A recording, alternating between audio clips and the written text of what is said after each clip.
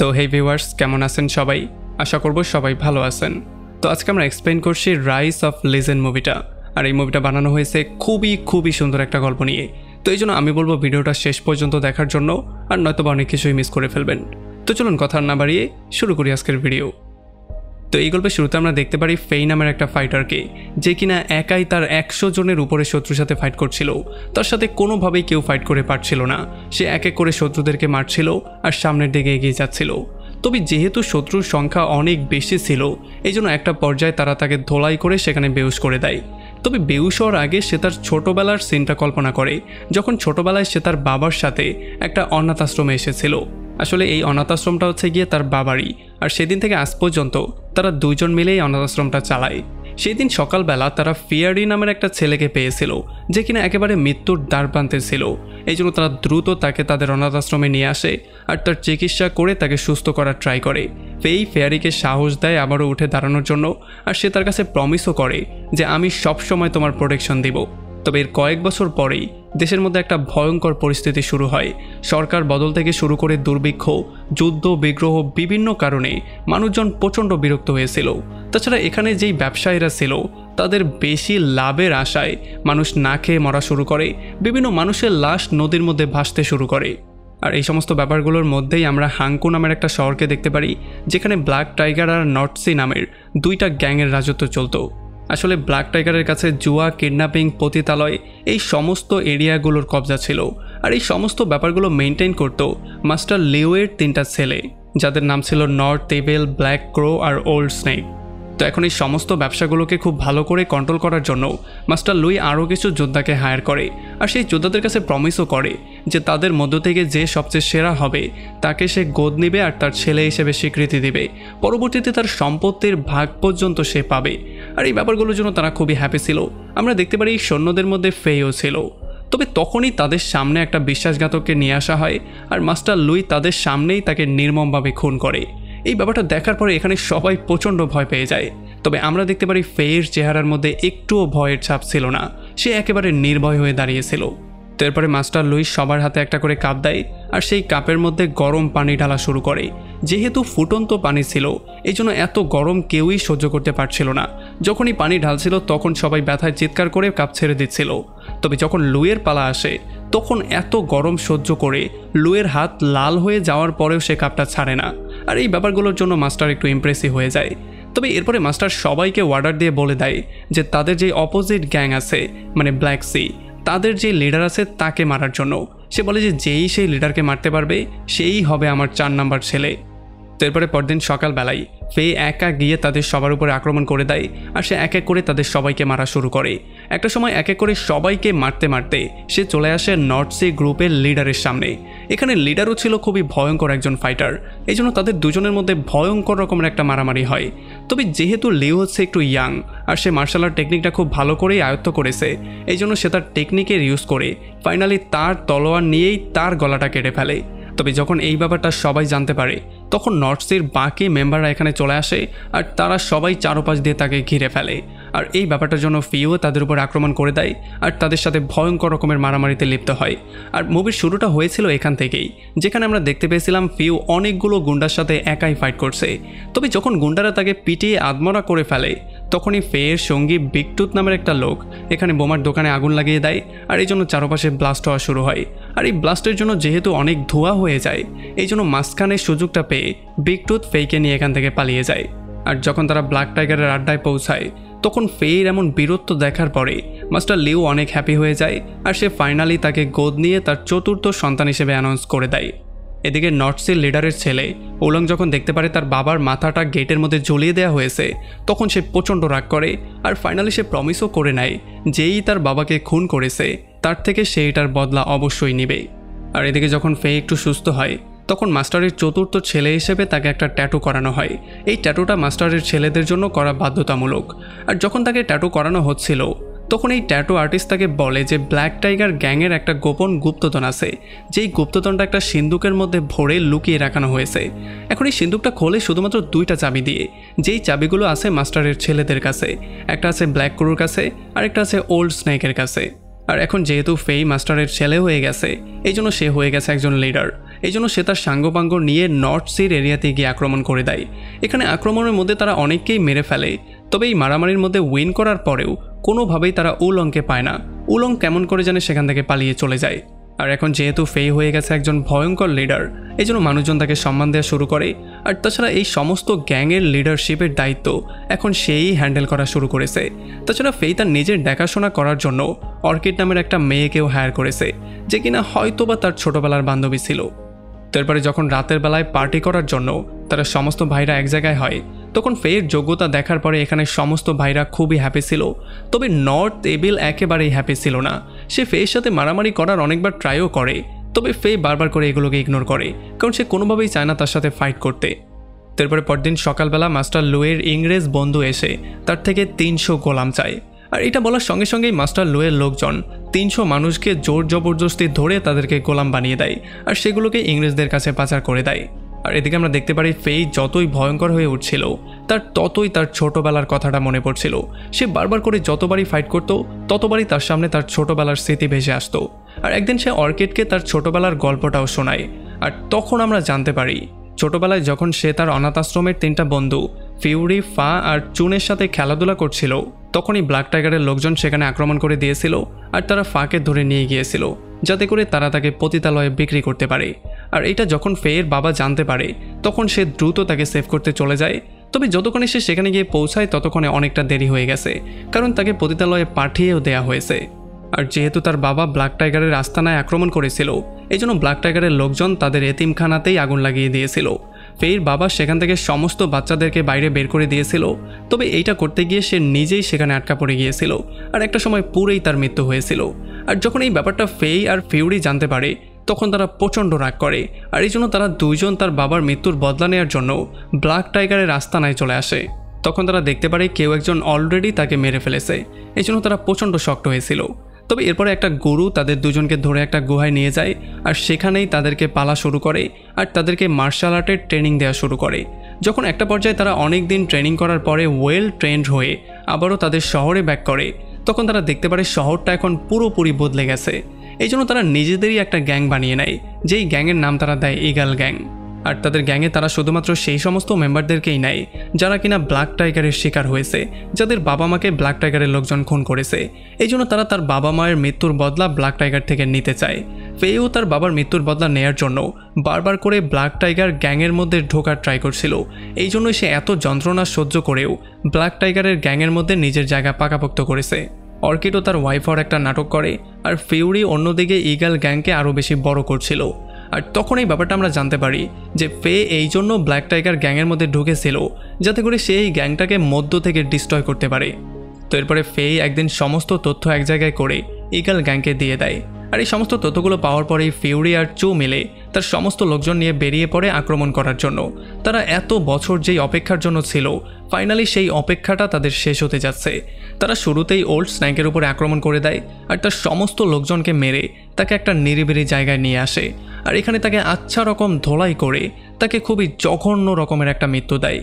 আর তাকে মারার পরে চুন তার বডি থেকে চাবিটা বের করে আর এটার একটা ডুপ্লিকেট বানিয়ে তার চাবিটা জায়গা মতো রেখে দেয়। আর রাতের বেলায় একটা চিঠির সাহায্যে ওল্ড স্ন্যাকের বডিটা ব্ল্যাক টাইগারের আড্ডাখানায় পাঠিয়ে দেওয়া হয়, যেখানে লেখা ছিল প্রত্যেকে তার খারাপ কাজের ফল পাবে। এটা শোনার পরে মাস্টার পুরোপুরি শক্ট হয়ে যায়। তবে যখন সে ভালো করে চেক করে, তখন সে দেখতে পারে যে চাবিটা সই সালামতে আছে। এই জন্য সে এই চাবিটা নর্থ টেবিলকে দিয়ে দেয়। সে বলে যে এখন থেকে এটার দায়িত্ব তোমার। তো এরপরে সন্ধ্যাবেলায় অর্কিড আর ফে মাছ ধরার বাহানা করে ফিউরি আর চুয়ের সাথে মিট করতে আসে। আর এখান থেকে ফেক ডুপ্লিকেট চাবিটা নিয়ে তারা আবারও বেরিয়ে পড়ে তাদের পরবর্তী প্ল্যান এক্সিকিউট করার জন্য। তো এরপরে ফে চলে যায় ব্ল্যাক ক্রোর সেই জুয়াখানায়, আর সেখানে গিয়ে সে জুয়া খেলা শুরু করে। এখানে সে বারবার করে বাজি ধরতো আর ইচ্ছা করে হেরে যেত। আর এমন করতে করতে একটা সময় সে তার সমস্ত টাকা হেরে যায়। এই জন্য সে চলে আসে ব্ল্যাক ক্রোর কাছে 3000 কয়েন হাওলাত নেওয়ার জন্য। তবে ব্ল্যাক ক্রো তাকে সরাসরি না করে দেয়। সে বলে যে তুমি কিছু জমা রাখছো না, সো জমা না রেখে আমি কোনো টাকা দেই না। আর তখনই ফিউ সেই ডুপ্লিকেট চাবিটা বের করে তার সামনে দেয়। এটা দেখার পরে ব্ল্যাক ক্রো পুরোপুরি শক্ট হয়ে যায়। সে বলে যে এই চাবিটা তুমি কোথায় পেয়েছো? তখন ফিউ তাকে বলে যে এটা আমি পেয়েছি নর্থ টেবিলের কাছ থেকে। সে তাকে বলে যে যতক্ষণে মাস্টার নর্থ ক্রোকে আসল চাবিটা দিয়েছিল, তার আগেই নর্থ ক্রো একটা ফেক চাবি বানিয়েছিল, যেই চাবিটা এখন আমার হাতে আছে। তবে আমরা দেখতে পারি ব্ল্যাক এবেল কোনোভাবেই তাকে বিশ্বাস করতে চায় না। এই জন্য সে ফেকে নিয়ে একটা নিরিবিলি জায়গায় চলে আসে। এরপর সে ফেইকে নিয়ে চলে আসে সেই জায়গায় যেই জায়গায় ব্ল্যাক টাইগারের সেই গুপ্তধনগুলো ছিল। আর যখন সে নকল চাবিটা দিয়ে সেই গুপ্তধন খোলার ট্রাই করে তখন সে দেখতে পারে এটা খুলে গেছে। এটার জন্য ফাইনালি তার সন্দেহটা বিশ্বাসের রূপ নেয়। আর এরপরে ফেই মাছ ধরার বাহানা করে আবারও এসে ফিউরির সাথে মিট করে আর তাকে সেই গোপন লোকেশনটা বলে যেখানে ব্ল্যাক টাইগারের সেই গুপ্তধনটা আছে। আর এরপরে তারা শুরু করে তাদের পরবর্তী প্ল্যান এক্সিকিউশনের কাজ। তো এরপরে পরদিন সকালবেলা চুন কাজের মেয়ের ভং ধরে চলে আসে ফেয়ের ঘরের মধ্যে। এখানে সে এসেছিল পরবর্তী প্ল্যানের তারিখটা জানানোর জন্য। এদিকে যখন মাস্টার ফেইকে নিয়ে তাদের তলোয়ারের রুমটা দেখাচ্ছিল তখনই এখানে উলং তার সমস্ত লোকজন নিয়ে আক্রমণ করে দেয়। তাদের মধ্যে একটা ভয়ঙ্কর রকমের মারামারি শুরু হয়ে যায়। আমরা দেখতে পারি উলংকে ফেস করে ফেই আর মাস্টার লুই ফেস করে সমস্ত গুন্ডাদেরকে। এখানে যেহেতু উলং আর ফেই দুজনেই ছিল ভয়ঙ্কর রকমের তলোয়ারবাজ, এই জন্য তাদের দুজনের মধ্যে ভয়ঙ্কর রকমের মারামারি হয়। তবে একেবারে ফাইনালি গিয়ে ফেই উইন করে। ফেই তাকে আচ্ছা রকম ধোলাই করে তার বুকের উপরে তলোয়ারটা রাখে। যদিও ফেই তাকে মারতে চাইছিল না, তবে হঠাৎ করেই মাস্টার পেছন থেকে তলোয়ারটাকে ধাক্কা দিয়ে দেয়। এই জন্য উলংয়ের সেখানেই মৃত্যু হয়ে যায়। আর তখন এদিকে ফিউরি এসে প্রত্যেকটা মদের দোকানে আগুন লাগিয়ে দেয় আর এখানে একটা হইচই শুরু করিয়ে দেয়। আর এরপর সে গার্ডদেরকে মেরে সন্দেহটা আবারও অন্যদিকে ঘুরিয়ে দেয়। আর তখন এদিকে চুনও গার্ডদেরকে ধোকা দিয়ে তাদেরকে অন্য একটা জায়গায় নিয়ে আসে। আর তখন এদিকে আমরা দেখতে পারি ফিউরি একাই ব্ল্যাক টাইগারের সমস্ত লোকজনকে ফেস করছিল। সে এক এক করে সবাইকে মারছিল। এখন যখন মাস্টার দেখতে পারে যে সেই মদের দোকানগুলোতে আগুন লেগেছে তখন সে ফেইকে পাঠায় এখানে চেক করার জন্য। তবে ফেই সেখানে না গিয়ে সে চলে আসে সেই ঘরের মধ্যে যেখানে চুন ব্ল্যাক ক্রুকে বন্দি করেছিল। আর এখানে এসেই সে যখন এটা দেখতে পারে তখন সে সময় নষ্ট না করেই সরাসরি ব্ল্যাক ক্রুকে খুন করে ফেলে। আর তাকে এমন ওয়েতে খুন করে যাতে করে সবার মনে হয় যে এটা নর্থ টেবিলই করেছে। তবে তখন এদিকে দুর্ভাগ্যক্রমে ফিউরিকে সমস্ত লোকজন চারপাশ দিয়ে ঘিরে ফেলে আর ফাইনালি তাকে ধরে ফেলে। আর যখন ফেই আড্ডাখানায় চলে আসে তখন সে দেখতে পারে তার বেস্ট ফ্রেন্ড তার সামনে ঝুলছে। আর তার এমন অবস্থা দেখার পরে তার মনটা খারাপ হয়ে যায়। আর যখন মাস্টার তাকে আচ্ছা রকম ধোলাই করার পরে তার কাছে তার সঙ্গীদের সম্পর্কে জিজ্ঞেস করে তখন ফিউরি বলে যে তারা গুপ্তধন লুট করতে গিয়েছে, তোমার গুপ্তধন আর গুপ্তধনের জায়গায় নেই, সেগুলো এখন আমাদের পকেটে। আর এটা শোনার পরে যখন মাস্টার প্রচণ্ড ঘাবড়ে গিয়ে সেই গুপ্তধনের দিকে দৌড়ে যায় তখন সে দেখতে পারে যে গুপ্তধন তো অলরেডি লুট হয়ে গেছে, এখানে আর কিছুই নেই। আসলে ইগল গ্যাং গুপ্তধনের সমস্ত টালাগুলোকে ব্রেক করে সমস্ত গুপ্তধন গরিবের মধ্যে লুট করে দিয়েছিল। আর এই ব্যাপারগুলো দেখার পরে মাস্টার প্রচণ্ড রাগ করে আর সে বুঝতে পারে যে তার গ্যাংয়ের মধ্যেই কেউ একজন আছে যে কিনা তার সাথে বিশ্বাসঘাতকতা করেছে। আর তখন এদিকে ফেই ফিউরির সাথে শেষবারের মতো মিট করে। এখানে ফিউরি বারবার করে তাকে বলে যে আমার শেষ সময় চলে এসেছে, তবে আমার জন্য কখনোই তুমি পেছনে ব্যাক করবে না। আসলে ফিউরি ব্যাপারটা জানতো যে ফেয়ের লাইফটাকে সেভ করার জন্য ফিউরির লাইফটা এখন কোরবানি দিতেই হবে। তো এই জন্য সে ফেকে বলে যে তুমি আমার কাছে প্রমিস করবে যে যে কোনো কিছুই হয়ে যাক তুমি তোমার মিশন থেকে কোনোভাবেই পিছপা হবে না। আর তখনই এখানে ভয়ঙ্কর রাগ নিয়ে মাস্টার চলে আসে আর মাস্টার ফেকে একটা কেচি দিয়ে ফিউরিকে মারতে বলে। আর যখন ফেই ফিউরিকে মারতে যাচ্ছিল তখনই এখানে লোকজন ব্ল্যাক ক্রো লাশটা মাস্টারের সামনে নিয়ে আসে। আর মাস্টার এই লাশটা দেখার পরে প্রচণ্ড ভয় পেয়ে যায়। তবে যখন তার ক্ষত চেক করা হয় তখন তারা দেখতে পারে এখানে আসলে নর্থ টেবিলের ছুরির চিহ্ন। এটা দেখার পরে মাস্টারের তার উপরে সন্দেহ চলে আসে। কিন্তু যখন নর্থ টেবিল তার নির্দোষতা প্রমাণ করার জন্য ফিউরিকে আচ্ছা রকম ধোলাই করে তাকে জিজ্ঞেস করে তার আসল মালিকের নাম কি, তখন ফিউরি যখনই তার আসল মালিকের নাম বলতে যাচ্ছিল তার আগেই তার মৃত্যু হয়ে যায়। আর এই ব্যাপারটা দেখার পরে এখানে সবার মনে হয় যে নর্থ টেবিল ফিউরিকে নিজে ইচ্ছা করে খুন করে সত্যিটাকে পুরোপুরিভাবে দাফন করে দিয়েছে। তবে এখানে মাস্টার তেমন কিছু না বলে সেখান থেকে চলে যায়। তবে যেহেতু ফেইয়ের সামনে তার বেস্ট ফ্রেন্ড ফিউরির মৃত্যু হয়ে গেছে এই জন্য ফেই প্রচণ্ড শক্টের মধ্যে চলে যায় আর তার বেস্ট ফ্রেন্ডের সাথে কাটানো মুহূর্তগুলোর মধ্যে সে হারিয়ে যায়। আর এরপরে পরদিন সকালবেলা ফাইনালি অর্কিড এসে তাকে শান্ত করে, সে তাকে জড়িয়ে ধরে অনেকভাবে বোঝায় আর ফাইনালি সে তাকে বলে যে আমার মাথায় একটা প্ল্যান আছে। তবে তার মাথায় কি প্ল্যানটা আছে সেটা সে ফেইকে বলে না। তো এই জন্য রাতের বেলায় অর্কিড চলে আসে নর্থ টেবিলের কাছে। আর এখানে যখন নর্থ টেবিল মাসাজ নিচ্ছিল তখন অর্কিড তাকে বলে যে আমার কাছে একটা গোপন খবর আছে, আমি তোমাকে ফেইয়ের গোপন খবর দিতে চাই।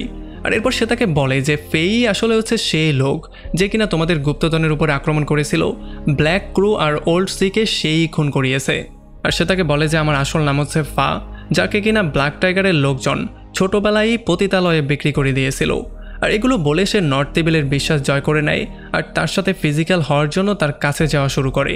তবে এই বাহানা করার একটা পর্যায়ে ফা তার চুলের মধ্যে থেকে একটা সুই বের করে আর সেটা দিয়ে নর্থ টেবিলকে খুন করার ট্রাই করে। তবে নর্থ টেবিলও ছোট কোনো বাচ্চা না, সেই সমস্ত ব্যাপারটা আগে থেকেই বুঝতে পারে, এই জন্য সে তার হাতটা ধরে ফেলে আর ফাইনালি তার গলার টিপে তাকে পানির মধ্যে চুবিয়ে ভয়ঙ্কর একটা মৃত্যু দেয়। আর এরপরে সে চলে আসে তার সেই বান্ধবীর দিকে, যে কিনার অন্য কেউ ছিল না, যে ছিল চো নামের সেই মেয়েটা। তবে তখনই চোন তার লুকোনো ছুরিটা বের করে আর নর্থ টেবিলের গলা কেটে তাকে সেখানেই শেষ করে দেয়। আর এদিকে পরদিন সকালবেলা ফেই আর চোন মিলে অর্কিড আর ফিউরিকে দাফন করে তার সমস্ত গ্যাং মেম্বারদের নিয়ে তাদেরকে শেষবারের মতো সম্মান জানায়। আর এরপরে ফেই সবার মধ্যে অ্যানাউন্স করে বলে দেয় যে এখন সময় চলে এসেছে যুদ্ধ করার। এরপরে আমরা দেখতে পারি সেই গ্রামের সমস্ত মানুষজনের মধ্যে লিফলেট বিতরণ করে তাদেরকে অ্যাওয়ার করে আর তাদের সবাইকে বলে ব্ল্যাক টাইগার গ্যাংয়ের বিরুদ্ধে আওয়াজ ওঠানোর জন্য। আর যখন লোকজন তাদের বিরুদ্ধে আওয়াজ তোলে তখন সে সমস্ত লোকজনকে ট্রেনিং করা শুরু করে। সে সবাইকে মার্শাল আর্টের প্র্যাকটিস করায়, যাতে করে যখনই ভয়ঙ্কর সময় আসবে তখন প্রত্যেকেই ফাইট করতে পারে, কেউ যাতে ভয়ে পালিয়ে না যায়। আর তাছাড়া তারা সেই 300 গোলামকেও ফ্রি করে দেয়, যেই 300 গোলামকে তারা ইংরেজদের কাছে সেল করত। এই গোলামরা ফ্রি হওয়ার পরেই তাদের গ্যাংয়ের মধ্যে জয়েন করে নেয়। তো এখন যেহেতু সমস্ত লোকজন ইগল গ্রুপের পক্ষে, এই জন্য তারা সবাই মিলে চলে আসে ব্ল্যাক টাইগারের উপর আক্রমণ করতে। তবে যেহেতু ফে এখানে কোনো খুন খারাপি চায় না, সে চায় না নিরীহ মানুষের জানমালের ক্ষতি হোক, এই জন্য সে মাস্টারকে একটা অফার দেয়। সে বলে যে আমি আর আপনি 1-to-1 ফাইট করতে পারি। আর মাস্টারও তাকে বাচ্চা মনে করে রাজি হয়ে যায়। আর ফাইনালি তারা দুজন একটা ঘরের মধ্যে গিয়ে চারপাশে আগুন লাগিয়ে দিয়ে ফাইনালি সেখানে মারামারি শুরু করে। এখন এখানে তাদের মধ্যে একটা ভয়ঙ্কর মারামারি শুরু হয়ে যায়। আর তারা যেহেতু দুজনেই ছিল ভয়ঙ্কর রকমের যোদ্ধা আর তারা দুজনেই ছিল দুইটা গ্যাংয়ের লিডার, এই জন্য তারা একে অন্যের উপরে বারবার করে আক্রমণ করছিল। তবে একটা পর্যায়ে যখন আগুন একটু বেশি বেড়ে যায় তখন তারা দ্বিতীয় ফ্লোরে গিয়ে ফাইট করা শুরু করে, মানে কাঠের উপরে দাঁড়িয়ে তারা ফাইট করা শুরু করে। তবে এই সুযোগটা পেয়েই ফে বারবার করে মাস্টারের উপরে আক্রমণ করে তাকে সেখান থেকে নিচে ফেলে দেয়, মানে আগুনের মধ্যে ফেলে দেয়। তবে যখন মাস্টার পড়ছিল তখন সে তার হাতটাকেও ধরে ফেলে। তবে মাস্টার কোনোভাবেই এমন একটা ভিক্ষার জীবন চায় না, সে কোনোভাবেই এমন একটা লজ্জার হার নিয়ে বাঁচতে চায় না। এই জন্য মাস্টার তার হাতটা ছেড়ে দিয়ে আগুনের মধ্যে পড়ে সেখানে পুরে যন্ত্রণার একটা মৃত্যু নেয়। আর ফাইনালি হাঙ্কু শহরটা পুরোপুরিভাবে ফ্রি হয়ে যায়। এখানে যত মানুষজন ছিল, যত নাগরিক ছিল, তাদের উপরে টর্চার বন্ধ হয়ে যায়। আর তাদের সবাইকে যার যার যোগ্যতা মতো কাজ দেয়া হয়, যোগ্যতা মতো পারিশ্রমিকও দেয়া হয়। আর একেবারে লাস্টে ফেই এখানে একটা মার্শাল আর্ট স্কুল খুলে আর এখান থেকে এই শহরের মধ্যে শান্তি আর শৃঙ্খলা ছড়িয়ে পড়ে। আর এমনই একটা ইন্টারেস্টিং পয়েন্টে এই পুরো মুভিটা এখানে শেষ হয়ে যায়। তো আমাকে কমেন্ট করে জানান কেমন লাগলো ভিডিও। যদি ভালো লাগে তাহলে অবশ্যই একটা লাইক করবেন। আর যদি এখনও আমাদের চ্যানেলটা সাবস্ক্রাইব করে না থাকেন তাহলে প্লিজ করে ফেলুন। তো আমাদের দেখা হবে অন্য কোনো ভিডিওতে অন্য কোনো একদিন। Till then, take care.